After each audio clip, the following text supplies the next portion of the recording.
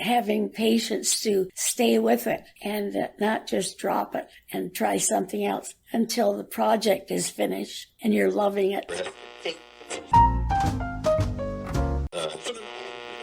It was very typical of that time that the married woman had a tough enough time getting a job, and the pregnant woman just didn't have a job at all.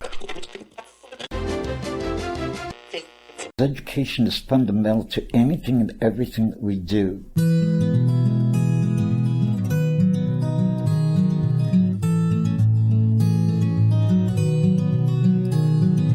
Hi there, and welcome to Elder Wisdom, Stories from the Green Bench. I'm your host for these bi-weekly podcasts, Erin Davis, and along with my co-host Lloyd Hetherington, I'd like to give you just a Twitter-length idea of what we do here. Or, Cole's Notes, whatever you prefer. Long before this podcast, the Green Bench was created at Schlegel Village's retirement and long-term care homes as a place of, sharing stories, a symbol of elder wisdom where we get to sit alongside a senior, share a conversation, or give and offer advice. When so many of us have just been missing each other, this has allowed a connection with some very special people who have great stories to tell. Now, joining me on the Green Bench, as always, and I am so fortunate, is my co-host, Lloyd. At 86, he's a Schlegel Village's resident and dad and grandfather, widower, and retired leader and educator. So our guest today is Sheri Noecker. She resides at the village at University Gates Long-Term Care in Waterloo. Sheri has a story of sudden illness and what she refers to as her wake-up call. And if you're like us, you'll find yourself inspired, informed, and incredibly grateful that we have this time together today. Well, Lloyd, if we go back 2 years before you and I had ever met and when the Green Bench was still traveling around and a real thing instead of this virtual Green Bench that we so enjoy in our podcast, 2 years ago, the world was about to embark on something challenging, dangerous, something that we didn't see coming and certainly had no idea was going to be what it is. And in its way, this is kind of a parallel line to what our guest Sheri was going through as she was about to have a huge change in her life. Sheri, thanks for talking with us today. And I wonder if you could tell us about the time that you were in when you had your stroke. And I realize that you have very few memories of that time. So share with us, if you would, please, what you can remember about your life just before and then what happened. Would you? So it was just after my dad died. I moved into a nice apartment and it was beautiful. This part I don't remember. Apparently I was drinking quite heavily. Mm-hmm. And I am an alcoholic. Okay, you're in good company, friend of Bill. This is a difficult thing for you to do when there are so many parts of it that you don't recall. So let me ask you this. What do they say happened to you? They said that I passed out, and as I was passed out, I had a stroke. How long until someone was able to find you and get you the care you needed so that you could survive? I heard it was a couple of days. Oh, my goodness. I don't know who found me or how they came into coming into my apartment. I don't know. But they said it was a couple of days. They put me to the hospital, and from there my family, once I was able to leave the hospital, they came to have me sent to University Gates. Okay. I don't remember first coming here, but when I did come here, I was a full Hoyer, which means they had to put a sling underneath me, hook me up to a machine, lift me into the air, and put me into my wheelchair. Wow. And then I have to wiggle my way in, and they had to wheel me around because I couldn't do anything with my arm. That must have been quite an experience for you. And from there, you've determined to do something about it, didn't you? Yes. Once my friend came to see me, my friends didn't know anywhere where I was because they couldn't find me. And they found out where I was, that I was in the hospital. My friend came to see me, and she said that I was just lying in the bed and I wasn't doing much, just kind of babbling to myself. And when she found out that I was here, she brought her iPad with her. And about a month after I received the iPad, I started to go on YouTube, get some exercise videos, and I started doing those videos on my own. That is remarkable. What kind of exercises were you doing? I was doing the exercises from them. They would come and tell me what to do with my legs, my arms, and I would be doing that. I could barely move anything at first, but I can move my legs, and then my shoulder is still about halfway back to normal. I admire your perseverance, just that determination that you were going to move again. Oh, yeah. That is remarkable. I'm still doing my exercise every single day. This morning I did a 40-minute exercise routine. Wow. And I do anywhere between half an hour to 50 minutes every morning. Remarkable. I admire your determination to say, I'm going to be part of that I'm going to go through such a very difficult regime. So your motivation is just fantastic. My nephew is my inspiration in everything I'm doing, because when he was 18 years old, he was in a very severe car accident that almost killed him. Mm-hmm. And he is now walking with a side that he can't feel. Wow. That is remarkable. And everything I'm doing, it's because of him. And you know what? In time, people are going to be saying, everything I'm doing is because of you, because of your inspiration and your example. Paying it forward is just so important. Well, eventually, I'm hoping to be an inspirational speaker.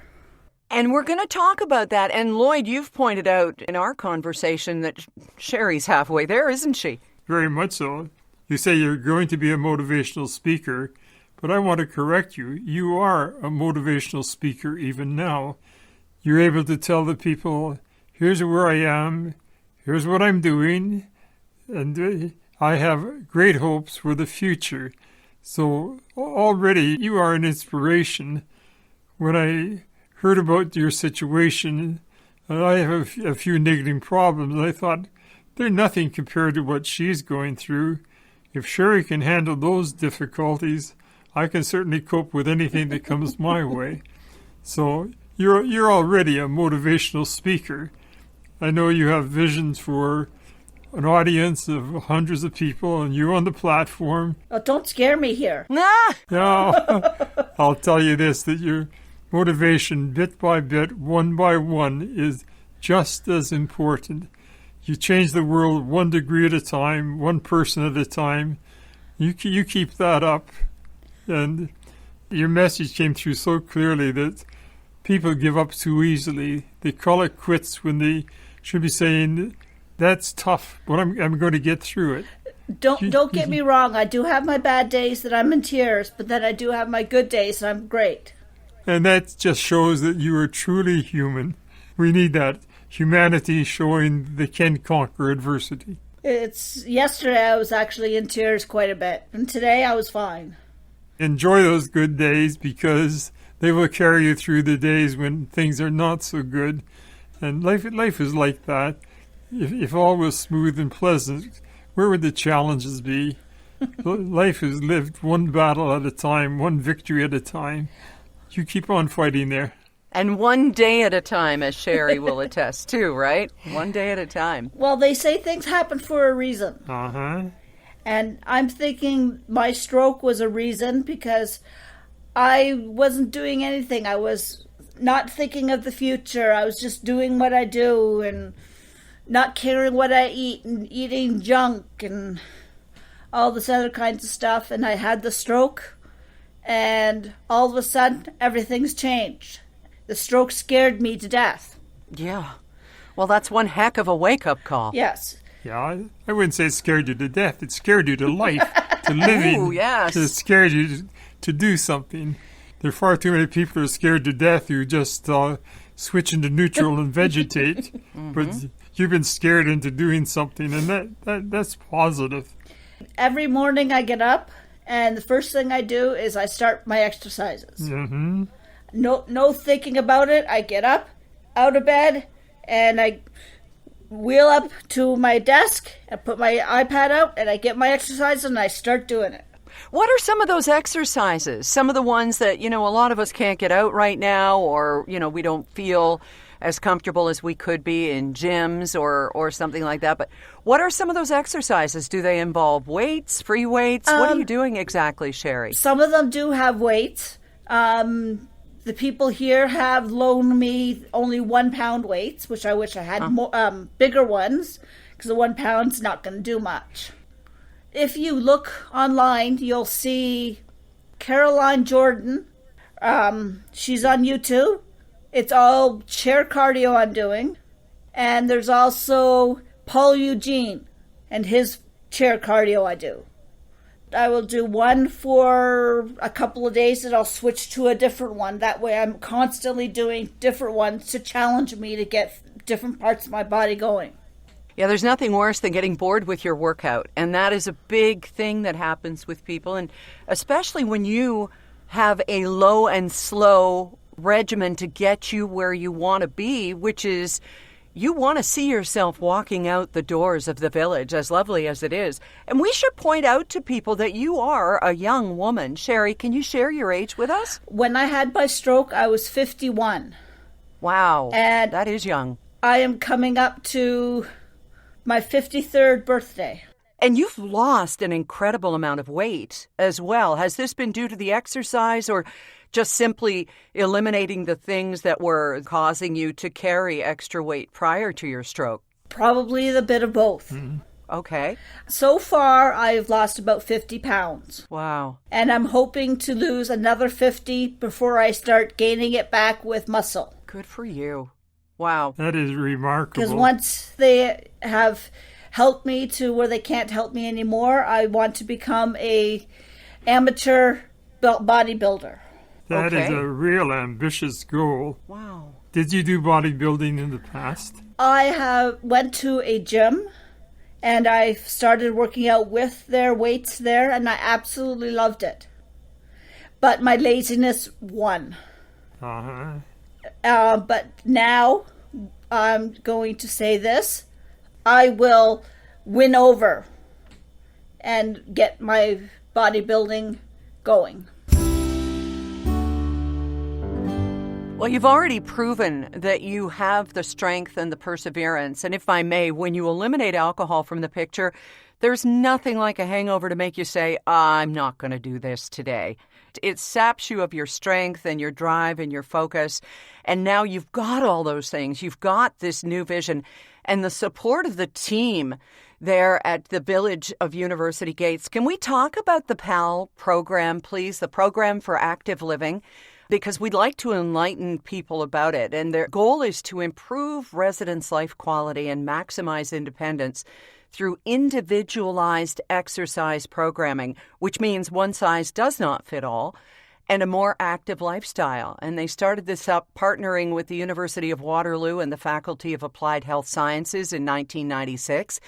And the team is made up of, you're in such great hands there, Sheri, with kinesiologists, exercise therapists, physiotherapists, occupational therapy, and co-op students, everybody on hand just for you to help support what you need in your recovery, rehab, wellness, and fitness.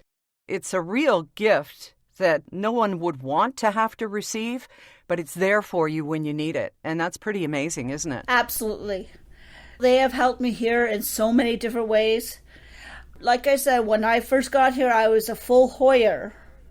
And now, without hanging on, I can actually stand without hanging on to anything. Remarkable. I can't walk without hanging on yet, but I can stand. That is so remarkable after 2 years that you've found your feet and you can move forward with assistance. That is a real breakthrough for you, Sheri. Yeah, my feet are a little numb, but I can walk on them with the help of the high walker. Okay. And they told me today that starting next week, I will be walking to 2 meals with the high walker without using my chair. Wow. Amazing. Another victory for you. You're winning the battles, and you're soon going to win this war. Yes, very slowly. It doesn't happen as quick as I hope, but it is coming. You are blessed to be at the Schlegel Village. The Schlegel Village is a remarkable philosophy. They look after us in so many ways, the housing, the feeding, and so on. But they don't stop there. They care for us in a totally loving and caring manner, such as the program for active living.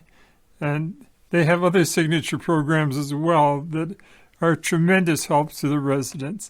You are blessed to be part of that. I may not be as far along as I am now if my family had sent me anywhere else. I believe that.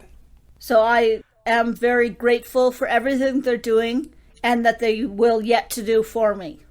Well, you're certainly investing in your own future in doing this, because working out or regular physical activity, what you're doing, increases your chances of living longer. And people who are active for 150 minutes a week have a third lower risk of premature death versus inactive people. So you have played a huge role in your own future. And there was providence. There was certainly some guidance there that got you into the right place with the right people too, Sheri. There's no doubt about that. I'm grateful for everybody who's helped me so far and who's going to help me in the future. Wonderful. Oh, that's a lovely attitude. But you think so positively. What was your expression? Never give up on yourself? Push yourself? I did not really care about myself before. Uh-huh. And then I came here and found out what happened to me, and I am now fighting for everything I'm doing. Sheri, it has dawned upon you that you're a very precious individual, that you're special, you're one of a kind, there's no one else just like you, and you're now beginning to value who you are, and that makes such a difference. I'm not a person that gives up on anything. And Good. This is showing me that I am not giving up on myself either. That's just the spirit. Never, ever give up. You've got to believe in yourself first, because others will not believe in you until you are convinced that you are that special individual, that unique creation. Never, ever give up that view of your importance and how you are valued by the world around about you, whether you realize it or not. And I'm hoping that I have something to say and will help others. Well, you certainly are today. Tell us about some of the people around you, like when you are getting your therapy or on your way in or out to work on some of the exercises and things. Now, are those mostly in your own suite, or is there a special facility? And I wanted to ask you, who else is there who's going on a maybe certainly never the same journey, but a similar journey to yours? And what kind of strength do you get from each other there? Everybody who's here has their own personal things that's going on. For me, they have a little gym, and they've got different machinery in there. The one main machine, I really like it. It's called the U-Step. Mm-hmm. It's very similar to an elliptical, and they call it the bicycle. Oh, you just move your legs, and it's not too hard on your knees or anything. They've got parallel bars and everything that you may need to use to get back on your feet. And the beauty is that they have expertise there to help you so that you do the right movements to improve and not to harm yourself. Absolutely. What they do is they come up to you and they get to you to do what you need to do, show you what to do. They check to see how far along you are and, okay, change this move to this and that'll help you better. Or do it this way and that'll help you better. Yeah, the assessments in areas of balance and range of motion, mobility, muscle strength, and fine motor skills, it's all part of the big picture. But also the holistic approach that involves the resident, you, and your family. How has your family been involved, Sheri, since first you were brought through the doors there? Well, my aunt has come to see me a couple of times. But my brother's just too busy. I did talk to him a couple of times on the phone. And does your nephew know what an inspiration to you he has been? I actually told him when I was talking to him on Facebook. Good. I told him that everything that I'm doing is inspired by him. Wow. Because of how strong he was when he was going through his hell. Yeah, well, it was, I'm sure. And you've been going through your own, but as they say, when you're going through hell, you keep going, right? Yes, in some ways I can be a quitter, but in this I will never give up. Right. What was his reaction when you told him what an inspiration he was to you? What did he say, Sheri? He couldn't believe that I told him that he is my inspiration in everything that I'm going through right now. Yeah. Wonderful. Sheri, you're going to realize in time that you can be such a marvelous inspiration to others in just being yourself. And you say, well, that's just me. I'm just doing what I have to do. And someone else looking on says, what a miracle. What a tower of strength. And you inspire them to no end.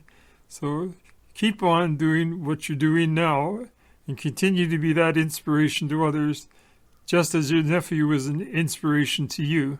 I have told my story on a couple of sites, on workout sites on Facebook. Yes. Excellent. And they have said that I've already inspired them to change their workouts. That is marvelous. Yeah. You just confirmed again, you're already a motivational speaker. So just keep on telling your story, and it will fall on deaf ears sometimes, but others will be saying, that's just the message I needed for the time. Someday, once I'm fully recovered, I'm hoping to actually go to homes and hopefully inspire people to fight, to get back on their feet. Or if not on their feet, then as close to it as they can. Exactly. Yeah, their best life. Yes. Now, in addition to this motivation of which we speak, though, you've spoken of wanting to retrain as a PSW. And as a PSW, do you have any particular location that you have in mind, Sheri? Yes, I would like to come back to University Gates and give back to others as they have given to me. What were you in your previous life? What was your living, Sheri? I was working as a cashier at Walmart. Yeah. And I was trying to get a business running in dog services. Okay. I will never give up my anything to do with dogs. If anyone wants me to groom their dog or walk their dog, I will be more than happy to do it. Right. But I am now going to take my life to help others. Good. That is a lovely commitment. Do you have a dog now? Not here at University Gates. I did have one, but unfortunately he was 17 years old and I had to put him down. Oh, what a shame. That would have been a real loss for you. Yes, and I think that's one of the main reasons I was drinking.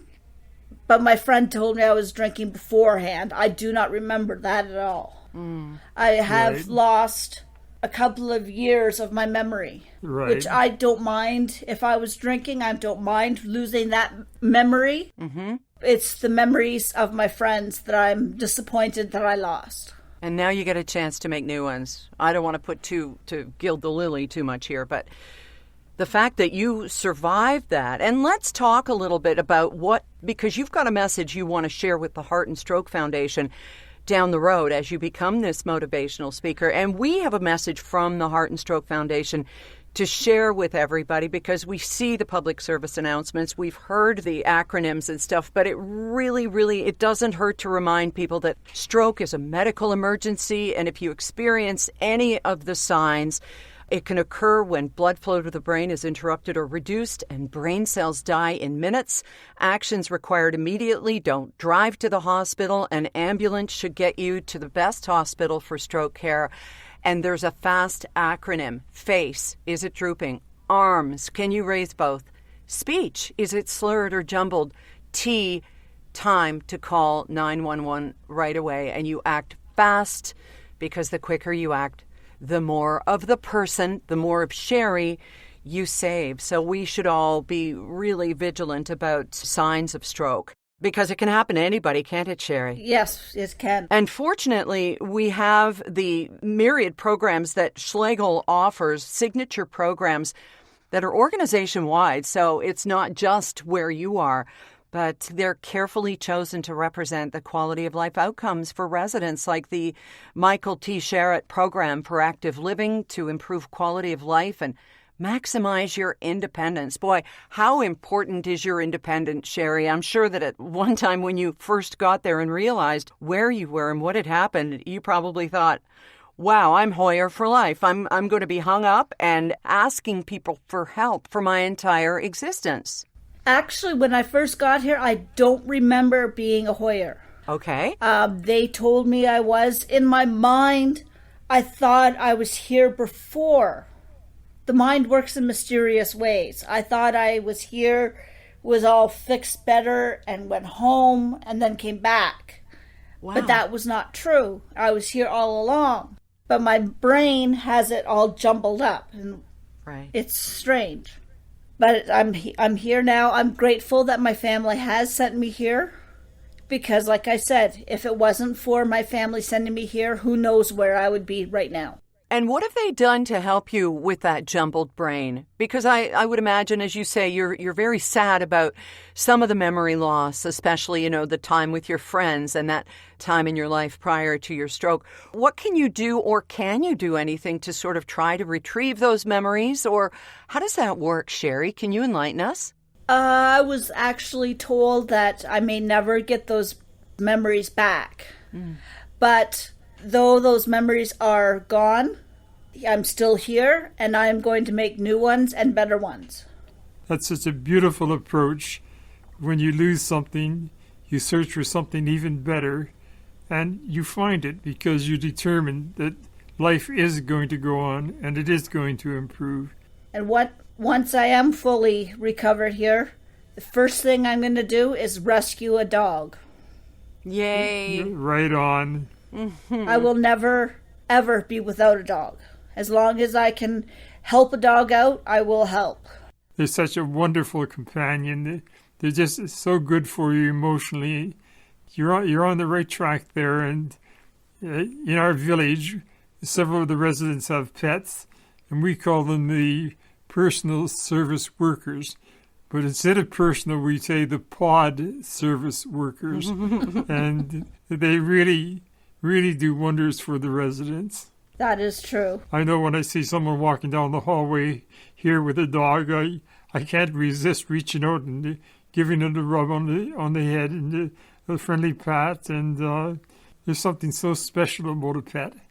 I actually have a tattoo behind my left ear that is dog paws. Ah. And I made them blue because my dog's birthday is in September and the sapphire is blue. Yes, it is. But I just found out that the sapphire has more than one color. It sure does. You can get them in white and pink and peach. And green.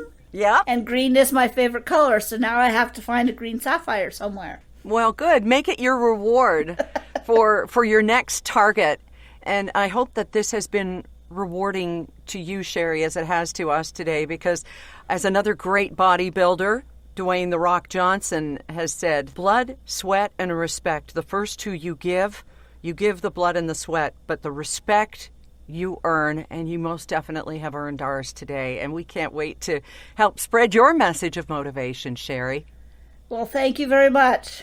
I hope I can inspire more people in the future. All right, and if you were going to give some advice to listeners today on this podcast, go ahead. The floor is yours. Don't ever give up on yourself.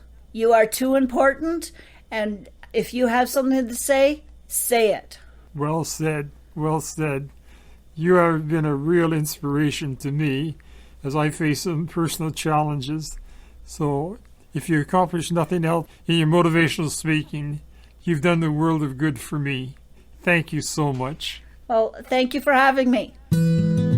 Thank you to Sheri Noecker for joining us and reminding us that we all have setbacks, but that the important thing is to rise up and move forward.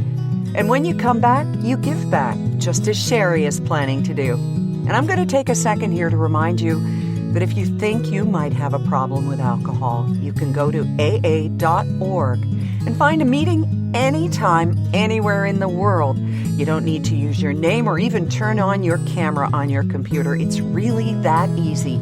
aa.org.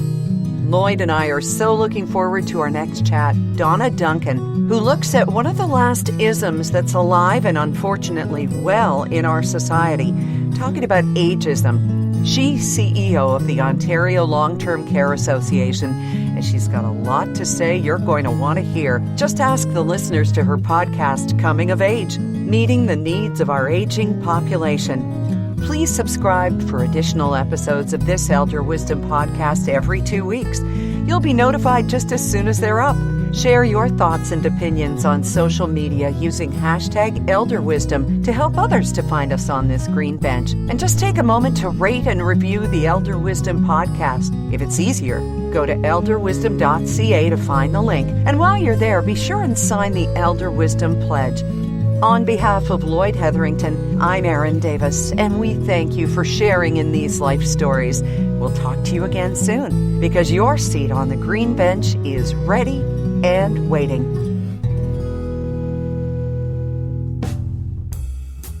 Elder Wisdom, Stories from the Green Bench, is brought to you by Schlegel Villages, a complete continuum of care, offering independent living to long-term care, celebrating and honoring the wisdom of the elder. To learn more about us, please go to our website, schlegelvillages.com.